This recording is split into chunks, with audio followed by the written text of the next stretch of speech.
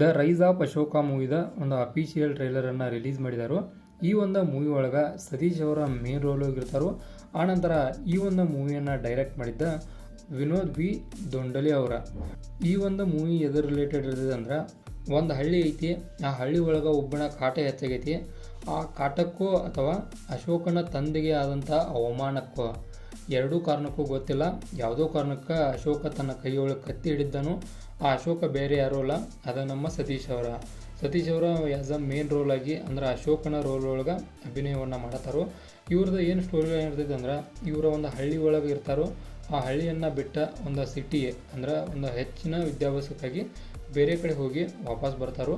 ಆ ಬಂದಂಥ ಸಂದರ್ಭದಾಗ ಇವರ ತಂದೆಗೆ ಆಗ್ತಿರುವಂಥ ಅಪಮಾನವನ್ನು ನೋಡ್ತಾರೋ. ಅಂದ್ರೆ ಇವರ ತಂದೆಗೆ ಒಬ್ಬ ಊರೊಳಗಿರುವಂಥ ಒಬ್ಬ ಏನು ರೌಡಿಯರ ಅನ್ರಿ, ಒಬ್ಬ ದೊಡ್ಡ ಮನುಷ್ಯರ ಅನ್ರಿ, ಆತ ಭಾಳಷ್ಟು ತೊಂದರೆಯನ್ನು ಕೊಡ್ತಿರ್ತಾನು. ಆ ತೊಂದರೆಯ ಕಾರಣಕ್ಕೋಸ್ಕರ ಅಥವಾ ಹಳ್ಳಿಗೆ ಆಗ್ತಿರುವಂಥ ತೊಂದರೆಗೂ ಗೊತ್ತಿಲ್ಲ, ಕೈಯಾಗ ಕತ್ತಿ ಹಿಡಿತಾನು. ಈತನ ಏನಿತ್ತಂದ್ರೆ ಒಂದು ಜಾಬ್ ಮಾಡಬೇಕು ಅನ್ನೋದಿತ್ತು. ಬಟ್ ಅದ ಮಾಡ್ತಾನೋ ಇಲ್ಲೋ ನಾವು ಮೂವಿಯಾಗ ನೋಡ್ತೇವೆ.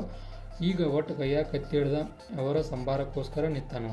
ಈ ರೀತಿಯಾದ ಸ್ಟೋರಿ ಲೈನ್ ಇರ್ತೈತಿ ಈ ಒಂದು ಟ್ರೈಲರ್ ಪ್ರಕಾರ ತೋರಿಸಿದ್ದ ಹೇಳೋದಾದ್ರೆ. ಆನಂತರ ಮೂವಿದ ಒಂದು ಗ್ರಿಪ್ಪೇಬಲ್ ಸ್ಟೋರಿ ಇರ್ತೈತಿ. ಬಟ್ ಒಂದು ಏನು ಅನ್ನಿಸ್ತಂದ್ರೆ ಒಳ್ಳೊಳ್ಳೆ ಇದಾಗ ಐತಿ ಅಂದ್ರೆ, ಇಂಡಸ್ಟ್ರಿ ಹೋಗಿ ನಾವು ನೋಡಿದ ಮೂವಿಗಳೆಲ್ಲ ಒಬ್ಬ ವಿಲನ್ ಇರ್ತಾನೋ ಹಳ್ಳಿಯಾಗ, ಅವನ ಸಂಬಂಧ ಹೋರಾಟ ಮಾಡ್ತಾರೋ, ಅವನ ವಿರುದ್ಧ ಹೋರಾಟ ನಡೀತಾವೆ. ಆಲ್ಮೋಸ್ಟ್ ಇದೇ ಇರ್ತಾವೆ. ಈ ಒಂದು ಸ್ಟೋರಿ ಲೈನನ್ನು ಬಿಟ್ಟ ಬೇರೆ ಸ್ಟೋರಿ ಲೈನೇ ಇಲ್ಲೇನೋ ಅನ್ನೋ ಫೀಲ್ ಕೂಡ ಐತಿ.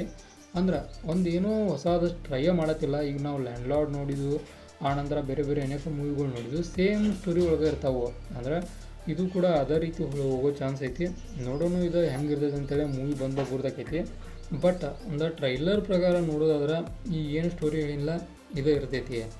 ಆನಂತರ ಒಂದು ಲುಕ್ ಒಳಗೆ ಭಾಳಷ್ಟು ಚೇಂಜಸನ್ನು ಮಾಡಿದ್ದಾರೆ ಸತೀಶ್ ಅವರ, ಅದು ಎದ್ದು ಕಾಣಿಸ್ತೈತಿ. ಆನಂತರ ಇವ್ರಿಗೆ ಒಂದು ಸಪೋರ್ಟಿಂಗ್ ಅಥವಾ ಒಂದು ಹೀರೋಯಿನಿ ಕ್ಯಾರೆಕ್ಟರ್ ಕೆಲಸ ಒಂದು ಸಪ್ತಮಿ ಗೌಡ ಅವರು ಇರ್ತಾರೋ.